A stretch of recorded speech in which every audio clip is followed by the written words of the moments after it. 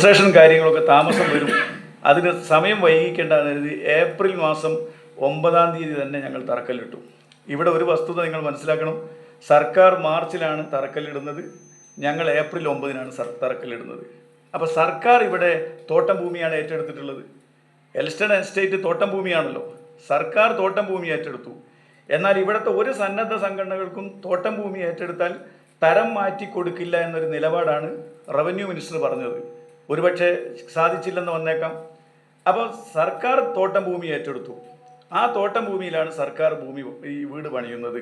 ഞങ്ങൾ ഏറ്റെടുത്തത് തോട്ടം ഭൂമിയല്ല, പക്ക ജന്മം പട്ടയമുള്ള ഭൂമിയാണ് ഞങ്ങൾ വില കൊടുത്ത് വാങ്ങിയത്. അപ്പോൾ ഞങ്ങൾ ഏപ്രിൽ 9-ന് തറക്കല്ലിട്ടു. അത് കഴിഞ്ഞ് ഇതിൻ്റെ രജിസ്ട്രേഷൻ കാര്യങ്ങളുമായി മുന്നോട്ട് പോയി. ഒരുപാട് വ്യാപകമായ പരാതികൾ വന്നു.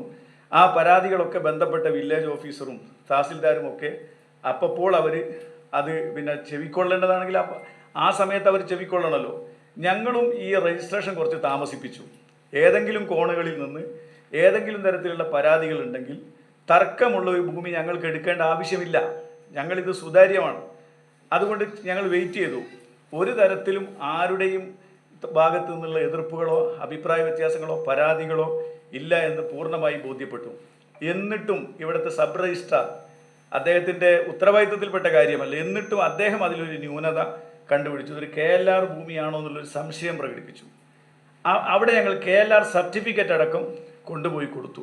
അത്രമാത്രം സുതാര്യമായി ഈ ഭൂമിയുടെ രജിസ്ട്രേഷൻ നടന്നു. ഒരു കാര്യം കൂടി നിങ്ങൾ പ്രത്യേകം ശ്രദ്ധിക്കണം. ഞങ്ങൾ എത്രയ്ക്കാണോ ഈ ഭൂമി വിലക്ക് വാങ്ങിയത് അത്രയും സംഖ്യ ഞങ്ങൾ ആധാരത്തിൽ കാണിച്ചിട്ടുണ്ട്. ഒരു ആധാരത്തിൽ പൂർണ്ണമായിട്ടും വാങ്ങിയ വില കാണിച്ച് രജിസ്ട്രേഷൻ ചെയ്യുന്നത് ആരാ? ഞങ്ങൾ 1.15-ന് ഭൂമി എടുത്തിട്ടുണ്ട്, 1.25-ന് ഭൂമി എടുത്തിട്ടുണ്ട്, 98,000-ന് ഭൂമി എടുത്തിട്ടുണ്ട്. ഈ എടുത്ത ഭൂമികളൊക്കെ അതേ റേറ്റ് കാണിച്ചുകൊണ്ടാണ് ഞങ്ങൾ രജിസ്ട്രേഷൻ. 85 ലക്ഷം രൂപ സർക്കാരിലേക്ക് കിട്ടുകയല്ലത്. അങ്ങനെ ഭൂമി ഞങ്ങൾ വാങ്ങി, അതിൻ്റെ പോക്കുവരവ് രജിസ്ട്രേഷൻ കഴിഞ്ഞു, പോക്കുവരവ് നടത്തി, അതിൻ്റെ നികുതി അടച്ചു, കൈവശ സർട്ടിഫിക്കറ്റ് വാങ്ങി, പ്ലാൻ സബ്മിറ്റ് ചെയ്തു. അതിൻ്റെ എല്ലാ പ്രശ്നങ്ങളും തീർത്ത് ഞങ്ങൾ മുന്നോട്ട് പോവുകയാണ്.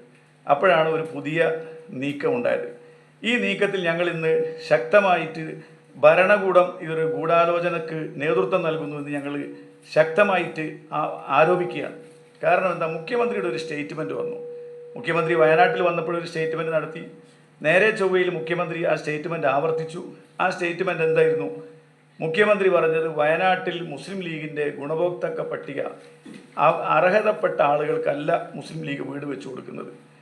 കാരണം ടൗൺഷിപ്പിൽ 403 ആളുകൾ ടൗൺഷിപ്പിൽ അപേക്ഷ കിട്ടിയിട്ടുണ്ട്. പിന്നെ മുസ്ലിം ലീഗിന് എവിടുന്ന ഗുണഭോക്താക്കളെ കിട്ടിയത്? അപ്പം ഞങ്ങളുടെ ഗുണഭോക്താക്ക പട്ടികയിൽ പ്രത്യേകിച്ച് മുസ്ലിം ലീഗിൻ്റെ ഈ പൊതു ഫണ്ട് വിജയിപ്പിക്കുന്നത് ഈ കേരളത്തിലെ പൊതുസമൂഹമാണ്. ആ പൊതുസമൂഹത്തെ തെറ്റിദ്ധരിപ്പിക്കുന്ന രീതിയിൽ മുഖ്യമന്ത്രി ഒരു സ്റ്റേറ്റ്മെൻറ്റ് നടത്തി. ആ സ്റ്റേറ്റ്മെൻറ്റ് നടത്തിയപ്പോൾ ബഹുമാനായ കുഞ്ഞാലിക്കുട്ടി സാഹിബ് അതിന് മറുപടി പറഞ്ഞു, ഞങ്ങൾ സർക്കാർ ലിസ്റ്റിലുള്ളവരെയാണ് പരിഗണിച്ചതെന്ന്.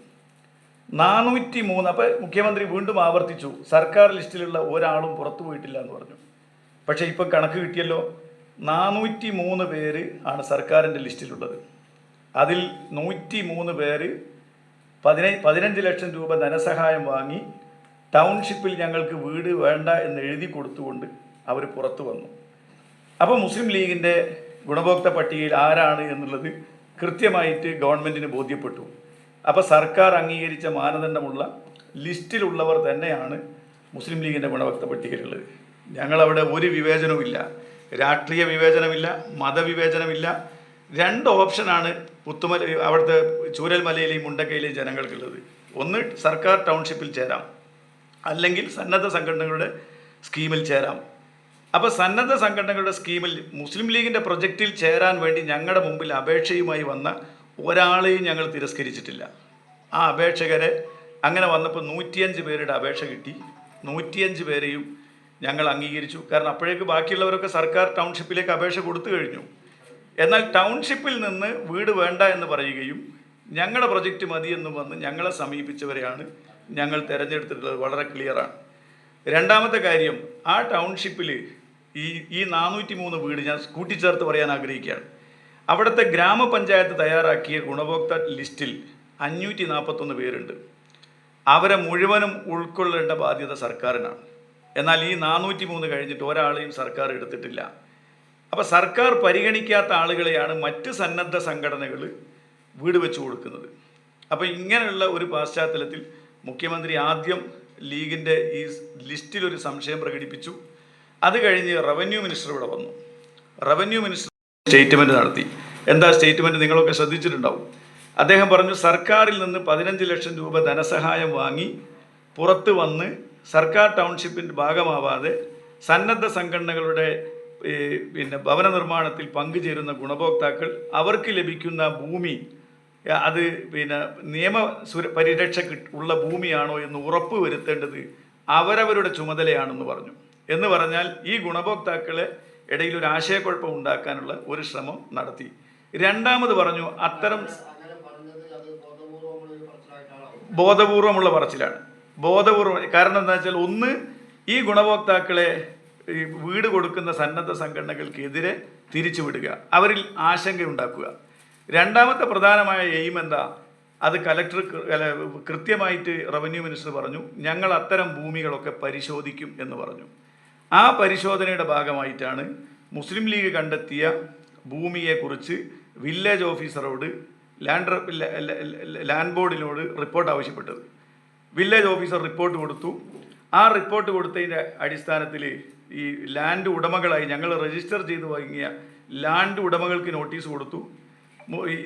റൈഷ് വാങ്ങിയ മുസ്ലിം ലീഗിൻ്റെ സംസ്ഥാന പ്രസിഡന്റിന് നോട്ടീസ് കൊടുത്തു. അങ്ങനെ ഹിയറിങ്ങിന് ഹാജരാവാൻ വേണ്ടി നോട്ടീസ് കൊടുത്തിരിക്കുകയാണ്. അതിനെ തുടർന്ന് CPM-ൻ്റെ ജില്ലാ സെക്രട്ടറി ആ പ്രസ്താവന ഏറ്റുപിടിക്കുന്നു, ഏരിയ സെക്രട്ടറി ഏറ്റുപിടിക്കുന്നു, ബ്രാഞ്ച് സെക്രട്ടറി ഏറ്റുപിടിക്കുന്നു, സോഷ്യൽ മീഡിയകളിൽ പ്രചരണം നടക്കുന്നു. ഇവിടെ ഒരു കാര്യം വ്യക്തമാണ്, ഈ പദ്ധതി മുസ്ലിം ലീഗ് ചെയ്ത കുറേ കാര്യങ്ങൾ, മുസ്ലിം ലീഗ് സർക്കാരിനോട് മത്സരിക്കുകയല്ല, നമ്മുടെ നാട്ടിലൊരു ദുരന്തമുണ്ടായപ്പോൾ ചെയ്യാവുന്നതിൻ്റെ പരമാവധി ചെയ്യേണ്ട സമയത്ത് സന്ദർഭത്തിൽ സമയബന്ധിതമായി ചെയ്തൊരു പാർട്ടിയെ അംഗീകരിക്കുന്നതിന് പകരം ആ പാർട്ടിയെ അവഗണിച്ചുകൊണ്ട് മുന്നോട്ട് പോകാൻ സർക്കാർ ശ്രദ്ധിക്കുക. സർക്കാർ എല്ലാവരെയും ചേർത്ത് പിടിക്കുകയാണ് വേണ്ടത്, ഞങ്ങളല്ല സർക്കാരിനെ ചേർത്ത് പിടിക്കേണ്ടത്. സർക്കാർ എല്ലാവരെയും ചേർത്ത് പിടിക്കാൻ സന്നദ്ധമാവണം. അത് സർക്കാർ ആ ഉദാരത കാണിച്ചില്ല. മാത്രമല്ല, ഇതിൻ്റെ പിന്നിൽ ഒരു വലിയ ഗൂഢാലോചനയുണ്ട്. കാരണം ഞങ്ങളുടെ ഭൂമി പക്കാ ഭൂമിയാണ് എന്ന് മറ്റാരേക്കാളും അറിയുന്നത് സർക്കാരിന് തന്നെയാണ്, സർക്കാരിൻ്റെ ഡിപ്പാർട്ട്മെൻറ്റിന് തന്നെയാണ് അറിയുന്നത്. പക്ഷേ ഒരു കുരുക്കുണ്ടാക്കി, ഒരു നിയമ തടസ്സമുണ്ടാക്കി, ആ നിയമ തടസ്സത്തിലൂടെ ഞങ്ങളെ പദ്ധതി വൈകിപ്പിക്കാൻ വേണ്ടിയുള്ള ബോധപൂർവമായ ഒരു ശ്രമമാണ്. അത് കുറച്ച് തുടങ്ങാൻ സമയം കുറിച്ചാൽ സർക്കാരിൻ്റെ വീട് പണി പൂർത്തീകരിച്ച് അതിനുശേഷം ഞങ്ങളത് പൂർത്തീകരിച്ചാൽ മതി എന്ന രീതിയിൽ ഇത് വൈകിപ്പിക്കുവാനുള്ള ഒരു ബോധപൂർവമായ ശ്രമമാണ് നടക്കുന്നത്. ഞങ്ങൾക്കൊരു കാര്യം സർക്കാരിനോട് പറയാനുള്ളത്, ഇവിടെ സന്നദ്ധ സംഘടനകൾ, നിരവധി സന്നദ്ധ സംഘടനകൾ വീടുകൾ എടുത്തു കൊടുക്കുന്നുണ്ട്. അത്തരം ഭൂമിയിൽ എന്തെങ്കിലും പ്രശ്നങ്ങൾ ഉണ്ടെങ്കിൽ ആ പ്രശ്നം പരിഹരിക്കാൻ ഉത്തരവാദിത്തപ്പെട്ട, പരിഹാരം കാണാൻ ബാധ്യസ്ഥരായ ഗവൺമെൻറ് അത് പരിഹരിക്കുന്നതിന് പകരം ഇല്ലാത്ത കുഴപ്പങ്ങൾ ഉണ്ടാക്കി തീർക്കാനാണ് ഗവൺമെൻറ് ശ്രമിക്കുന്നത്. ഇതൊരു ഗവൺമെൻറ്റിന് ചേർന്നതല്ല. അതാണ് ഞങ്ങൾക്ക് അക്കാര്യത്തിൽ പ്രത്യേകിച്ച് എടുത്തു പറയാനുള്ളൊരു കാര്യം. ലീഗ് രാജ്യത്ത് നിയമമുണ്ട്, ഇവിടെ ഭൂമി സംബന്ധമായിട്ടുള്ള നിയമങ്ങളുണ്ട്, KLR ഉണ്ട്. എല്ലാ നിയമവശവും ഞങ്ങൾ പരിശോധിച്ചതാണ്. ഞങ്ങൾ 100% പരിശോധിച്ച് ഉറപ്പ് വരുത്തി ലീഗൽ ഒപ്പീനിയൻ വാങ്ങി ഞങ്ങൾ ഭൂമി വാങ്ങിയിട്ടുണ്ടെങ്കിൽ ആ സ്ഥലത്ത് പറഞ്ഞ സമയത്തിനുള്ളിൽ ആ ഭവന നിർമ്മാണ പദ്ധതി പൂർത്തീകരിക്കാൻ ഞങ്ങൾ മുന്നോട്ട് പോകും. ഏത് അധികൃതരുടെ മുമ്പിലും ആവശ്യമായ തെളിവുകൾ ഹാജരാക്കേണ്ടി വന്നാൽ ഞങ്ങൾ ഹാജരാക്കും. ഇതുകൊണ്ടൊന്നും മുസ്ലിം ലീഗിൻ്റെ ഈ പദ്ധതിയെ വൈകിപ്പിക്കുവാനോ ഇതിൽ നിന്ന് ഞങ്ങളെ പിന്തിരിപ്പിക്കുവാനോ ആർക്കും സാധ്യമല്ല. ഇതൊരു രാഷ്ട്രീയമായിട്ടുള്ളൊരു വേട്ടയാടലാണ്. അതിനെ മുസ്ലിം ലീഗ് രാഷ്ട്രീയമായി തന്നെ നേരിടുക തന്നെ ചെയ്യും.